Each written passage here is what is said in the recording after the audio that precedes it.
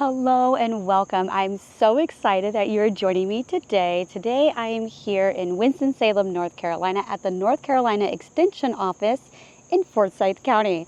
And more importantly, I'm here in the demonstration garden that is right behind me. But anyways, today this video is going to be a little bit different from my other videos. And so I'm out here today to do a little Bumble Bee survey as a volunteer with the Bumble Bee Atlas project for the Southeast United States.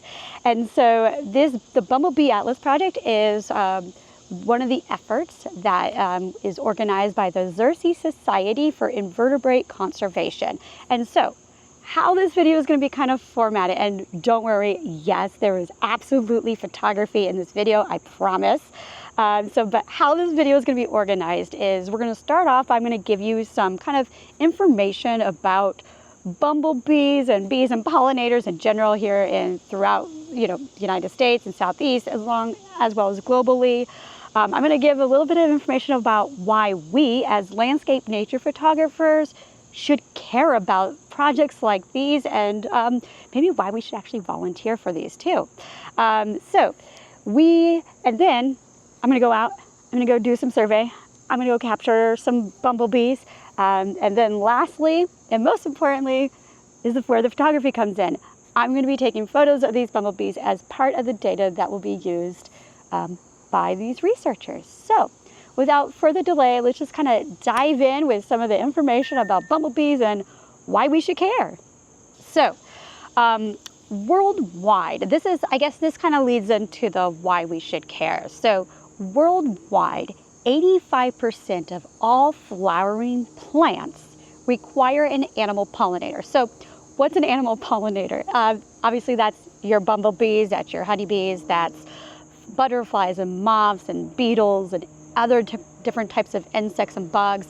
It is also birds like hummingbirds or bats and some small mammals and stuff like that. I think it's like in Australia, there's something called the honey possum that is also a pollinator. So 85% of all flowering plants require some type of pollinator to be able to flower, reproduce, and bring us as landscape nature photographers something pretty to photograph.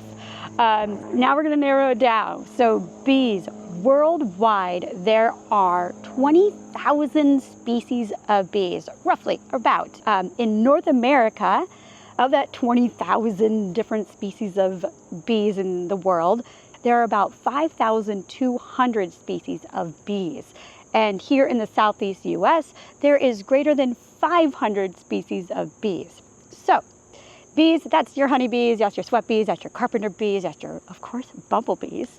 So now let's kind of narrow that down a little bit more into just bumblebees. So globally, there are 265 species of bumblebees. Before I volunteered for this project, I honestly a bumblebee was a bumblebee. I had no idea that there was that many different species of bumblebees.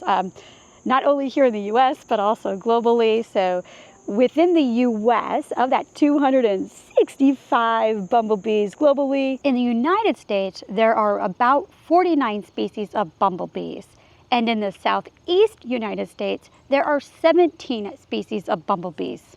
So why are they doing a Bumblebee Atlas project, and why should we care? So 1/4 of all North American bumblebee species are in a threatened or near threatened category. At least 5 species in North America have deficient data to know their actual threat level. And that's what projects like these are meant to do, is try to help gather that data and information to help make informed decisions to help conserve them and help them thrive. And so in the Southeast United States, of that 17 species, 6 of them are threatened. So what kind of data, what's their hope? So they're lacking baseline data. So their main questions that they're hoping to answer is, what does a healthy bumblebee population or community look like? And the reason why they're needing that information is because if they don't have that baseline information of what does a healthy population look like, what does the community look like for these bumblebees, they can't detect declines and recoveries. And so that is kind of what this information that I'm helping to gather, along with hundreds of other volunteers, is hoping to fill to help them answer those particular questions. So that's just kind of a little background information about bumblebees. So now we're going to transition into a little bit about what I'm going to be doing out here in the demonstration garden. And so in the description below, I will have 2 links, one to the Xerces Society for Invertebrate Conservation, and then also the Bumble Bee Atlas page. So that way, if this video inspires you to maybe become a volunteer, you can go through their training online. So this video is not meant to be a training, but I'm just going to give you some quick information so you have an idea. But check them out. They have a full training. They have all the resources you need to be able to volunteer for this particular project. So anyways, why don't we just gather my stuff and let's go out into the demonstration garden and go capture some bumblebees. There are several key pieces of equipment that are needed to capture bumblebees safely. They are a butterfly net, plastic vials with the lids, a cooler filled with crushed ice, and a timer set to 45 minutes, which is how long I will be actively searching for bumblebees. I immediately started my search by scoping out the nearest flowering plants, which for me was this crimson-eyed hibiscus flower, which had no pollinators, and a grouping of Allium tuberosums, or garlic chives, that were being visited by carpenter bees, wasps, and some butterflies, but no bumblebees. I then searched the bee balms that were well past flowering because it was a very popular spot during my first field survey. When I didn't see any bumblebees, I decided to check out the variety of plants near the building, where I finally had success. Yes. One of the trickiest parts is transferring the bumblebee into the plastic vial and then sliding the lid on without the bumblebee escaping.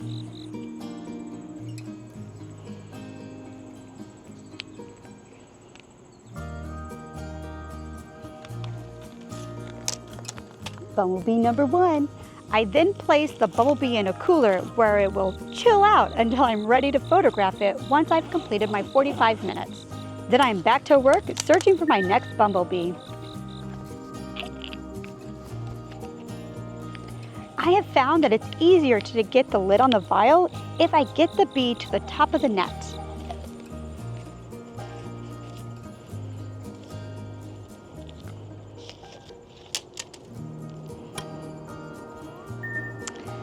You look like a common Eastern.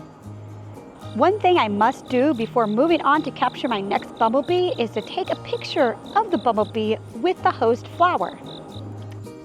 All right,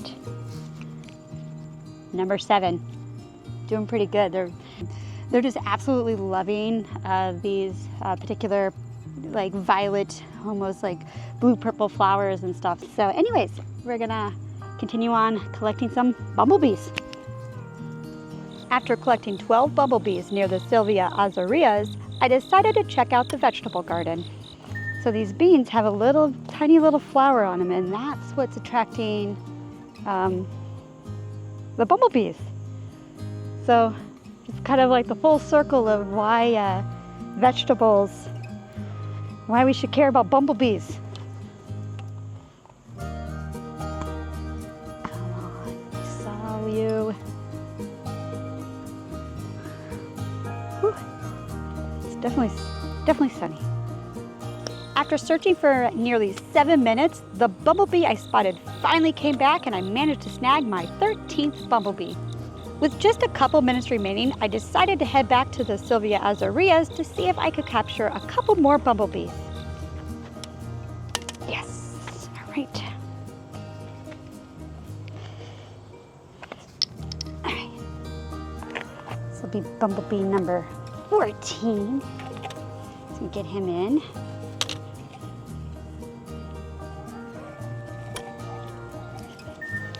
I feel like I'm getting really good at getting these captured up to the top and secured in here pretty quickly. I feel like I've become a master at this. So pause my time.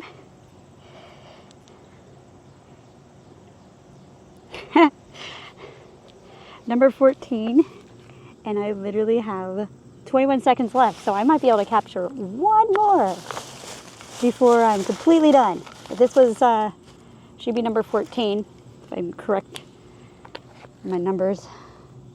Yep, number 14. I decided to come back to my good old trusty blue flower. I don't know what it is, but we're number 14. This is exciting. I'm very happy with this, by the way, guys. I don't know if I expressed that.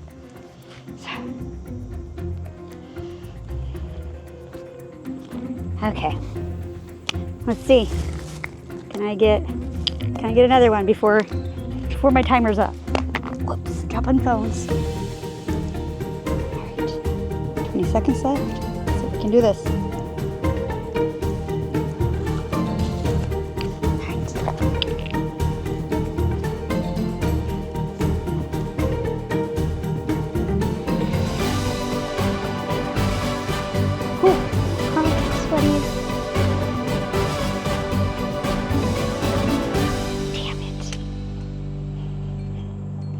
Damn it.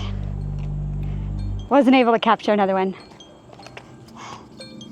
That's okay. I mean, 14's a pretty good number. I have to take photos of those now, so we're gonna go over some shade. I'll get myself set up, and then we'll do the kind of the photography portion of this video. And yeah, pretty stoked about this, guys.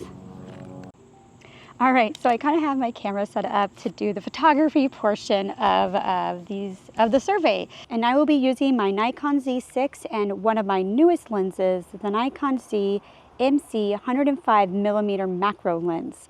I can upload a max of 5 photos to their database, and one of those 5 photos will be the photo that I took of the bee inside the vial in front of the host plant. For the other 4 photos, I'll be trying to work as quickly as possible to photograph the 3 main segments of the bumblebee, which I will then use for both species and sex identification. So like all insects, bumblebees have segmented bodies broken into 3 parts. There's the head, the thorax, which is that section in the middle of the body, and then there's the abdomen. The abdomen consists of abdominal segments called targas, which is often abbreviated as the letter T. The abdominal segments are one of the ways to determine the sex of the bumblebee, the other being how many segments make up the antennas.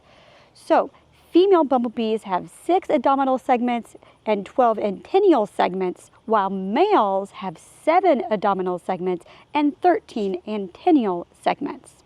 So my goal will be to get a good photo of the head, a side profile photo, and then one from above so that I can see the head, thorax, and abdomen. When it comes to the species identification that I will do later on, I'll be looking at the color variations of the thorax and the abdomen.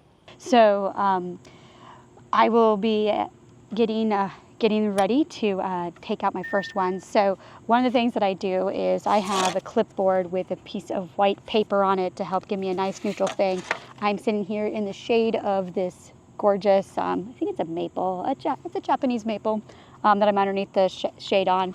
One of the key things especially with a piece of white paper, is my exposure settings. So I will be overexposing these photos because it is a predominantly white background, and my camera will be trying to expose the white background to middle gray or medium gray. So by overexposing the image, I will be compensating for that issue.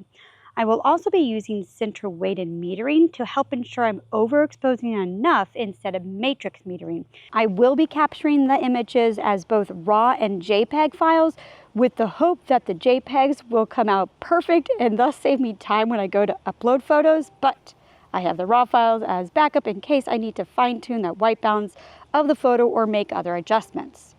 So one of the things that I will do, because the bumblebees will wake up, they'll start moving around and stuff, so I'll be trying to make sure that I get one good photo of the bumblebee. So I'll start off here, and then I'm going to unscrew it, and then I'll try to be getting the other angles and stuff. So hopefully I'll be able to get a good 3 photos of the bumblebee before it wakes up and flies off. So this is the part that it's like I have to go pretty quickly, because they will, sometimes they start moving pretty quick, and I'm like, oh crap. So wish me luck. I have 14 bumblebees to take some photos to try to get them back out into the world under 2 hours. So without further delay, I'm going to shut up. I'm going to grab my first bumblebee and we're going to get some photography. So anyways, enjoy the process.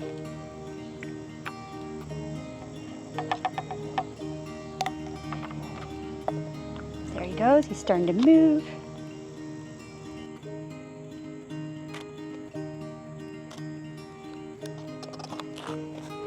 So he's going to hopefully fly off here soon. I'm just going to snag one with my phone too.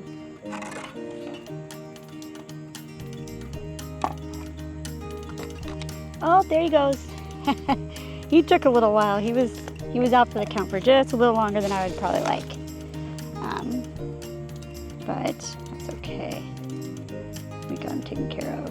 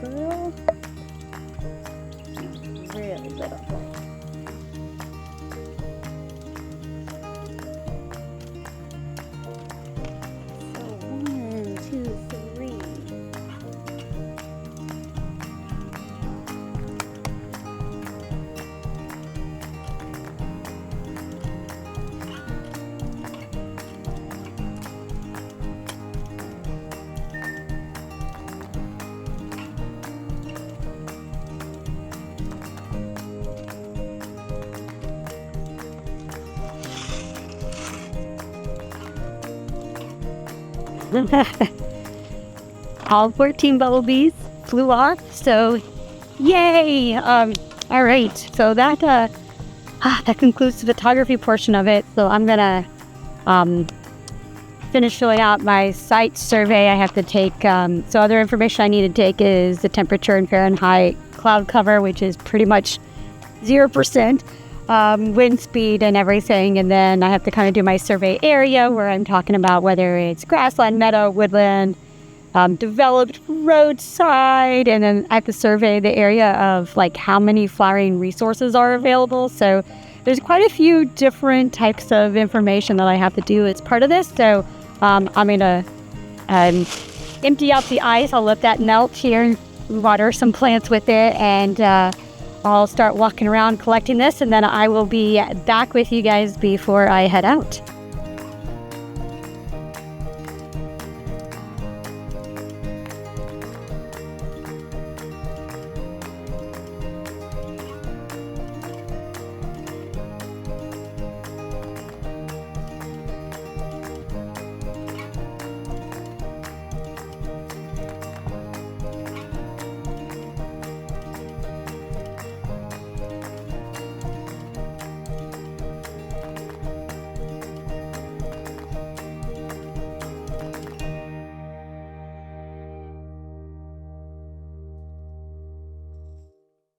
All right, so I have finished taking all my field data, and so my next step in this whole survey aspect is when I go home, I'll be uploading all my photos.